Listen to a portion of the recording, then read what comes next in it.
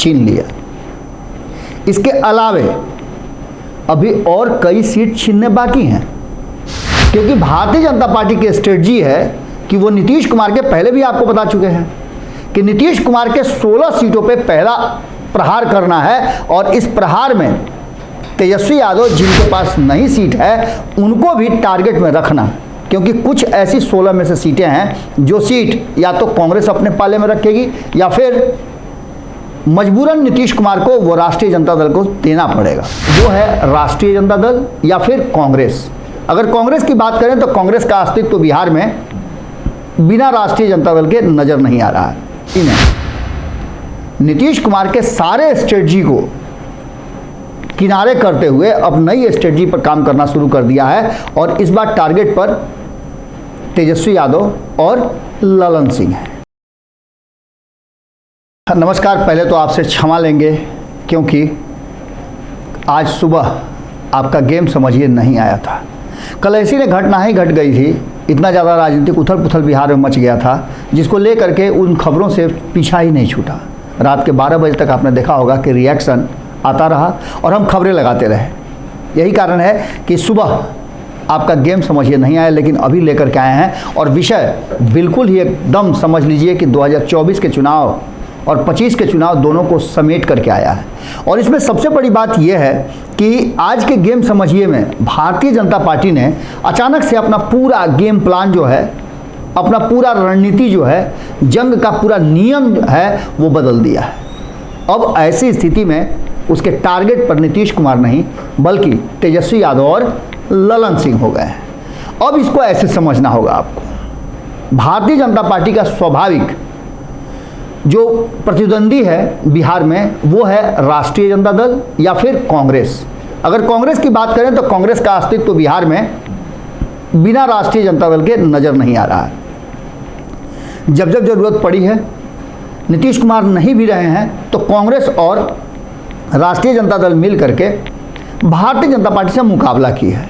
मुकाबला में बहुत हद तक सफल भी रही है, लेकिन नीतीश कुमार के इस बार आने के बाद कहा यह जा रहा था कि टारगेट बदल गया है और नीतीश कुमार फ्रंट लीड में हैं। लेकिन अब अचानक से इसमें भी बदलाव हो गया है, और भारतीय जनता पार्टी ने नीतीश कुमार के सारे स्ट्रेटजी को किनारे करते हुए अब नई स्ट्रेटजी पर काम करना शुरू कर दिया है, और इस बार टारगेट पर तेजस्वी यादव और ललन सिंह है।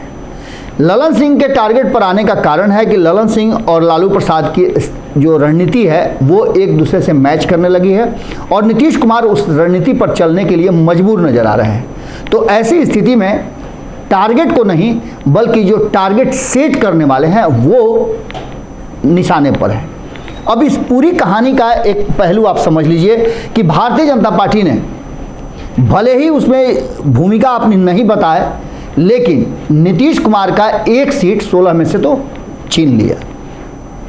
इसके अलावे अभी और कई सीट छीनने बाकी हैं, क्योंकि भारतीय जनता पार्टी की स्ट्रेटजी है कि वो नीतीश कुमार के पहले भी आपको बता चुके हैं कि नीतीश कुमार के 16 सीटों पे पहला प्रहार करना है, और इस प्रहार में तेजस्वी यादव जिनके पास नई सीट है उनको भी टारगेट में रखना, क्योंकि कुछ ऐसी 16 में से सीटें हैं जो सीट या तो कांग्रेस अपने पाले में रखेगी या फिर मजबूरन नीतीश कुमार को वो राष्ट्रीय जनता दल को देना पड़ेगा।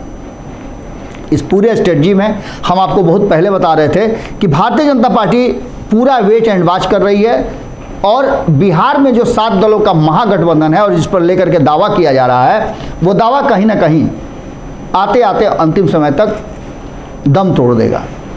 बिल्कुल इसी अंदाज में आप समझ लीजिए कि सीट शेयरिंग का फॉर्मूला महागठबंधन के लिए सबसे बड़ा पेंच है, और इसका जो है कहीं ना कहीं फ़ायदा भारतीय जनता पार्टी को मिल रहा है कि उसके पास 40 सीटें हैं और अपनी मर्जी से उसे बांटना है।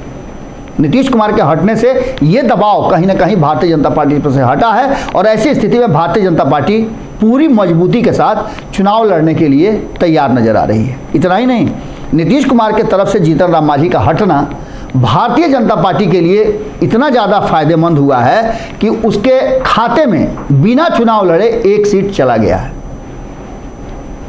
गया की सीट आप मान के चलिए कि जीतन राम मांझी को देने जा रही है भारतीय जनता पार्टी, और जीतन राम मांझी के पुत्र संतोष मांझी वहाँ से चुनाव लड़ेंगे। चर्चाएं तो यहाँ भी चल रही है कि बहुत जल्द केंद्रीय मंत्रिमंडल रीशफल होगा, उसमें इनको मौका भी मिलने वाला है, यानी चुनाव से पहले इनको मौका मिल जाएगा।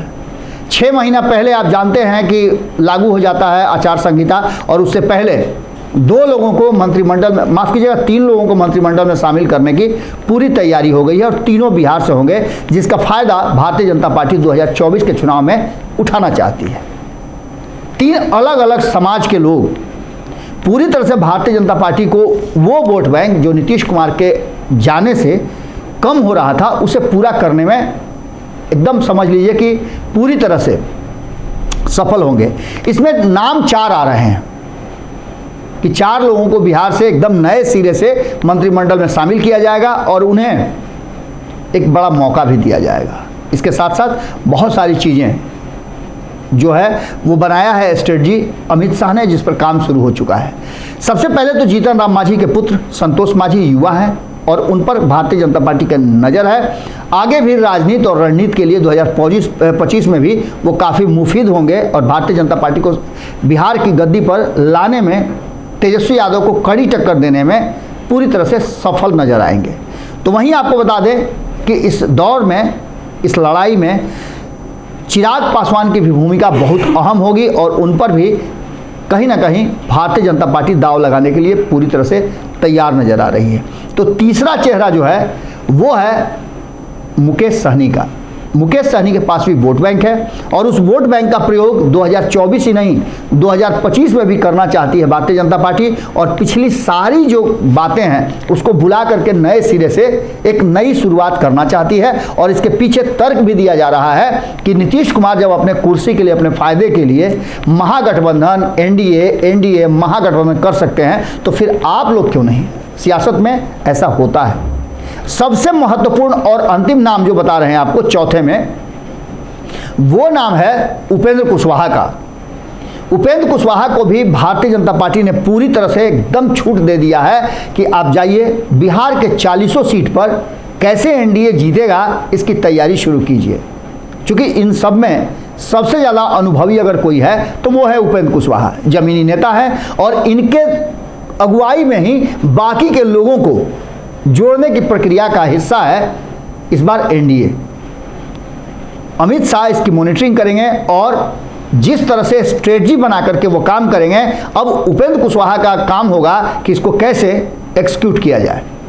उपेंद्र कुशवाहा की पूरी टीम लग गई है। हमने आपको कल दिखाया कि जीतन राम मांझी के इस्तीफे के बाद यदि सबसे अधिक प्रतिक्रिया किसी दल से आई तो वो था राष्ट्रीय लोक जनता दल।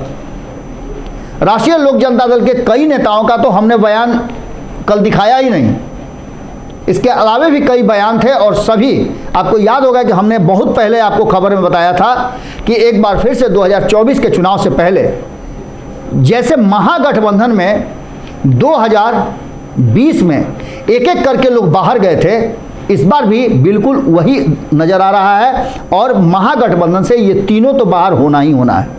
हालांकि चिराग पासवान तो पहले से ही एनडीए में रहने का और उनके होने का ये एहसास और दावा किया जा रहा है, क्योंकि समय समय पर वो भारतीय जनता पार्टी के लिए अपने प्रचार में भी गए हैं और अपनी आस्था भी व्यक्त कर चुके हैं।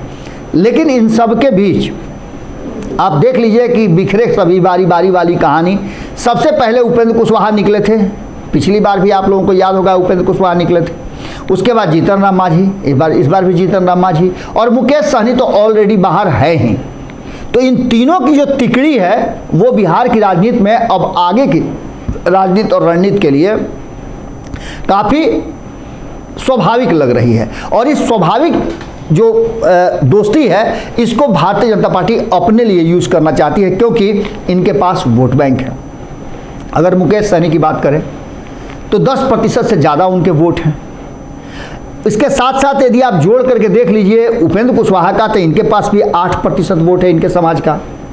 और अगर जीतन राम मांझी की बात करें तो उनके पास भी 4% उनके समाज का वोट है, यानी कि 22% वोट इनके समाज का है। अगर इसमें से 50% भी ये वोट को ट्रांसफ़र कराने में सफल होते हैं तो भारतीय जनता पार्टी के लिए नीतीश कुमार का जो अलग होने के बाद घाटा हो रहा था उससे बहुत ज़्यादा आगे बढ़ जाएगा।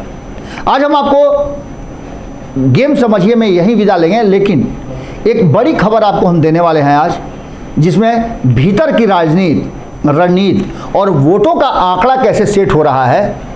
बार बार ये कहा जा रहा है कि भारतीय जनता पार्टी 40% वोट लेकर के सत्ता में पहुंच जाती है और 60% वाले बाहर हो जाते हैं। इसके पीछे का जो पेंच है वो समझाने की कोशिश करेंगे और ये भी समझाने की कोशिश करेंगे कि भारतीय जनता पार्टी ने किन 8 चेहरों को इस बार बेटिकट करने का फैसला किया है। उनके ग्राफ नरेंद्र मोदी के ग्राफ से मैच नहीं करते हैं, उनके मापदंड पे खरा नहीं उतरते हैं। आज ही उस खबर को हम आपके सामने लेकर के आएंगे और बताएंगे कि उनके जगह पर किसकी लॉटरी लग सकती है। बहुत बहुत धन्यवाद, नमस्कार। अगर ये वीडियो पसंद आई और वह बिहार के राजनीति और बिहारियत से सरोकार रखेनी तो सब्सक्राइब बटन दबा के चैनल के सब्सक्राइब कर ली। ओजे एगो घंटी बा, ओकरा बटन दबा देला से कुल सटीक और मारक खबर रुआ मुफ्त में मिल जाई। अगर रुआ पत्रकारिता के हमनी के नया प्रयोग में सहयोग कर चाहतानी तो ज्वाइन बटन दबा दी। पेटीएम नंबर नोट कर ली 9386816700। धन्यवाद।